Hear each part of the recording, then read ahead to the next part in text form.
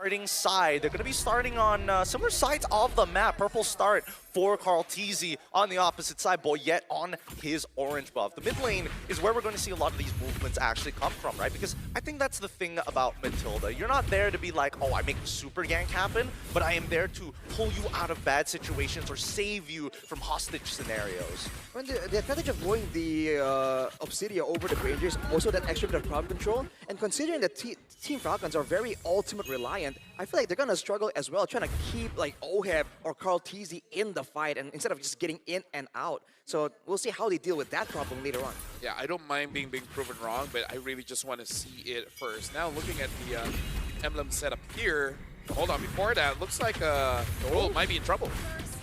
Just like that. He just Just walked up and took it.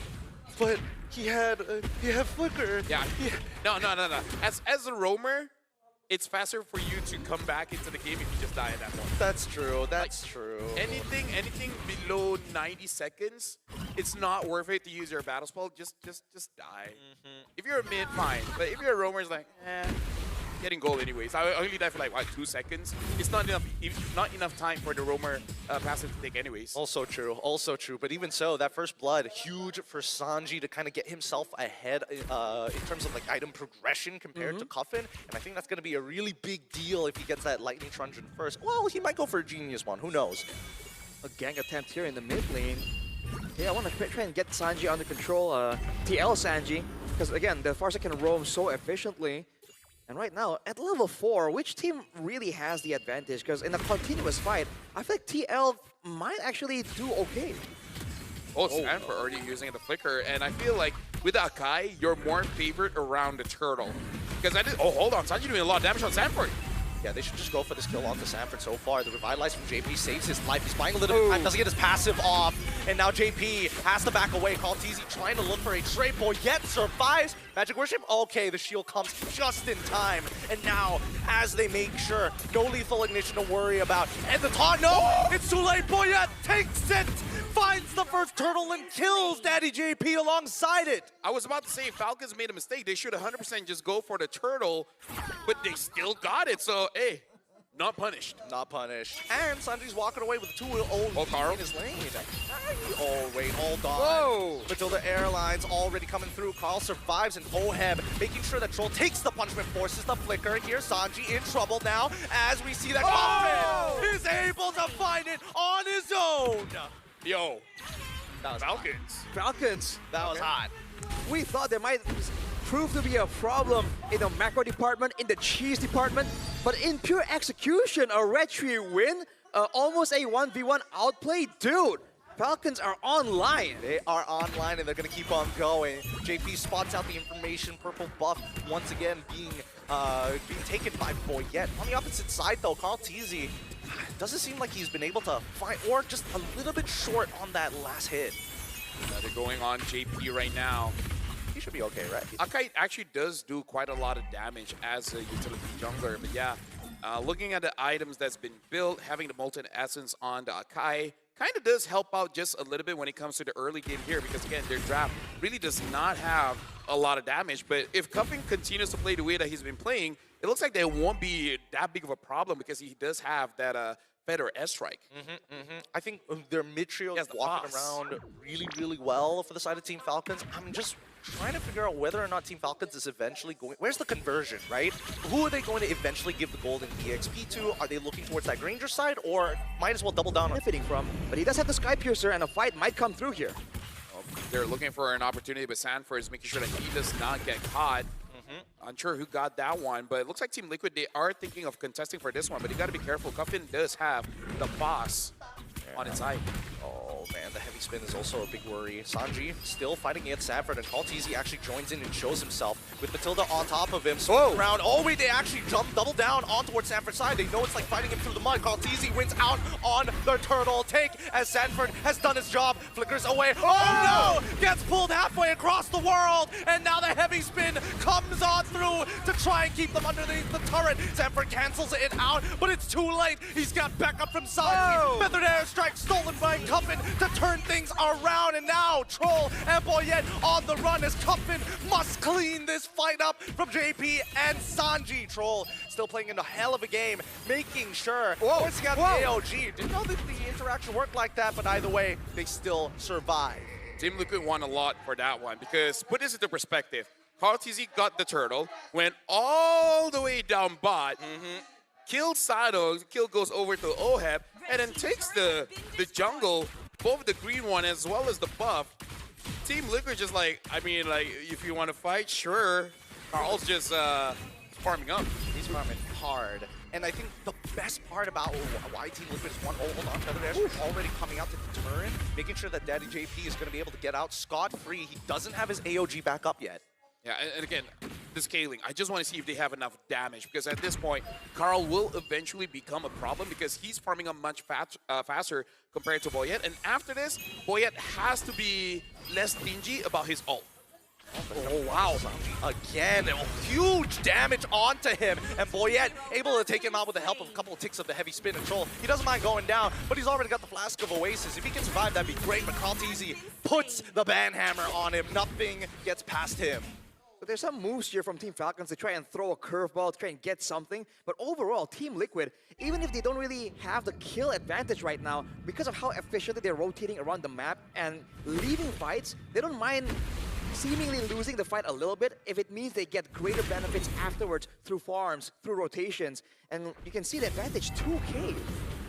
Yeah, right now for Team Falcons, they can do something here if they can get a cash. The question is who they're going to cash, because Troll so far has been very proactive and Carl just keep taking all this farm. Team Liquid, they're pretty okay with the movements going up against Team Falcons here. Yep, I think they figured out that Team Liquid has figured out what Falcons, how they want to rotate, and they're doing it consistently, which is great, because now that Team Liquid has adjusted and Feather Airstrike already out to put Sano out of the fight, he's not going to be coming back in here. Oh! Loses 50% of his HP to the Flask of Oasis, does trigger, and now Samford is holding on to 3 members as Oheb is blasted down Sano, and now JP getting involved, heavy spin comes on through, doesn't get the cancel in time! Somebody needs to help him, but JP and Samford hold strong. AOD comes through from Daddy JP, but it's not enough as even a fracture doesn't secure the kill.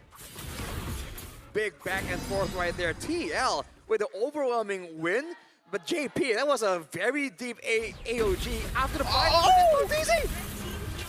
Oh my god, what do you even do against that? And now Sanji in the Thunder form doesn't even get enough hits to actually get his ult off. Sanji walks away for free. And yeah, Sanji just played fair by staying inside of the terrain.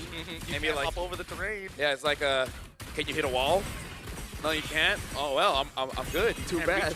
But yeah, I gotta say, I don't know how Sanford was able to actually get out of that one, because I saw the final moments. I don't know how he managed to get a mark on whoever was outside of the fight and able to get out of there. But that was very impressive. And then now Carl almost 2,000 ahead. And Akai usually doesn't care, but also just shows that Carl's just dominating this. Whoa. Oh, Sanji now in trouble. Oh, Boyette, he misses the body slam. Oh, no. They start backing away. Troll in trouble. They only sacrifice him to minimize the damage. Even Sanji wasn't able to find that big engagement. At least for Team Liquid, Sanji, Farsa managing to flicker out just in time before things got dangerous. That was infuriating. You got the catch, and then Sanji just avoided it in a way that you did not expect, and then flies away. It's an ankle break, just plain and simple. They thought he was going to go a different way, and he just, in a split second, decides, you know what? They wouldn't see this one coming, and gets out of the way. Now with the Blood Wings, it's going to be a lot more difficult for Team Falcons to catch him as well. And look at the structural advantage, man. TL have so many ways to rotate. Whoa! AOG finally coming in between the mid 2 and 3. They go even further as Troll's trying to sustain, making sure that Boyette lives. Unfortunately, with Sano in the back, he is just cutting the front line forward and forward and forward as JP walks back in with the help of Stanford, and they manage to take out Matilda. Oheb comes through with a blazing duet 2, and that's just going to be enough to set them back to square one. Again, where's the damage? That's all I'm asking. They do not have the damage profile to deal with Sanford. The only time Sanford dies is when he's 1v5. Well, they've been trying to skirt around that by jumping on Sanji, jumping on Oheb, and making sure that they have all the time in the world to deal with Sanford. But the thing is, now Sanji is just surviving again and again. Team Falcons has shown their hands so early on. The Mathilda Akai combo, the TL is seeing it coming from a mile away, but look at this! Oh my god, they found another one. A heavy spin right on top of Oheb. He is just taking it all. The blazing duet through it all! Let's the Filipino sniper live through death itself! Unstoppable as an engagement comes in from Sanji's side. He's looking to alter things in the present. Double kill coming in from Sano. Hopefully he doesn't get reset here. They need to find another time to fight. I'm sorry for kicking a dead horse, but that's all the proof I need that they do not have enough damage. You caught the Claude. He just ults and literally stands there doing nothing. He healed up! Yeah, that's how strong the revamped Fire Emblem is. Instead of giving Spell Them, it gives the hybrid lifesteal, and Claude just loves that. He loves it. The buff towards Demon Hunter Sword as well. A lot of heal. Way too much healing. So ridiculous. It's so ridiculous. And now they're going for even more. Oheb is playing on a tightrope. Same goes for Carl Teasy. Both of them. Oh my goodness. He knew it was going to come, and he baits it out of Boyette. Oheb, he's going to try one more time. He's trying to get a reaction out of them. Every single time he BMIs out of there. This tightrope act, it's got to play a huge mental strain on Team Falcons.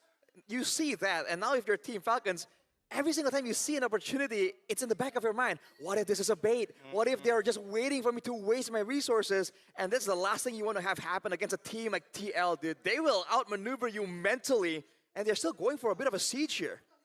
Yeah, right now, Team Liquid, they're going to hold on. They're jumping on Sano. I think they tried, but Sano manages to flicker out and cut enough distance. Boyette is looking at that mid-tier 1, and Sanford, he's finally down. Team Liquid took a risk, and it did not work out in their favor. Team Falcons bought themselves an extra 4 minutes. The way that Sanford is playing is basically like, I know I'm not going to get MVP, so I'm just going to buy time and you guys get something.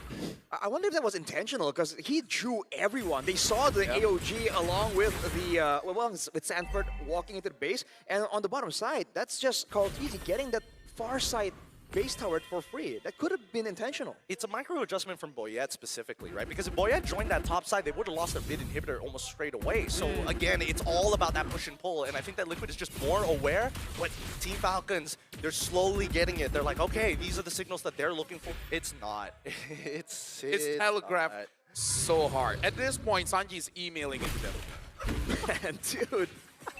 Even like force the flicker from Team Falcons themselves. Look at Cartesi positioned to go for an assassination. They actually make it work. I mean, Sanford is going to start baiting, and now the AOG into the back to catch Sano initially. Cartesi's at least able to find one, but Sanji on the opposite end, outmaneuvered by Cartesi. Oheb now just slowly gunning away at Boyette. He can go forward and blazing duet as well. Flickers forward, locks himself in the corner, gets back out because Sano didn't react in time. Even if it did not enough damage, I really did not like this Granger against this kind of lineup coming in from Team Liquid. Now 10k ahead, and Sanji's just showing Cuffin. You know, like, oh, you crawled me, that was cute. Now I'm gonna do it to you.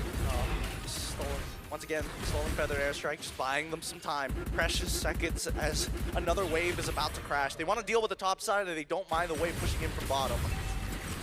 Well, right now, the Feather Airstrike trying to zone them away. Carl's gonna be careful.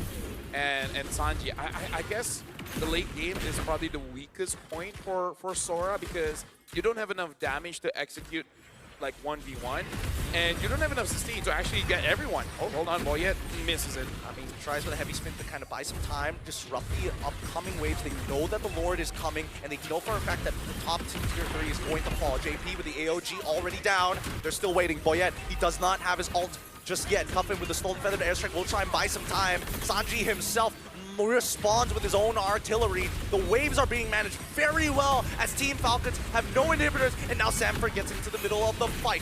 Engagement coming in from the side of Sanji, only finds 2. It's not enough as JP takes him out, and now the rest of the Falcons are forced underneath as we see Team Liquid close out the game.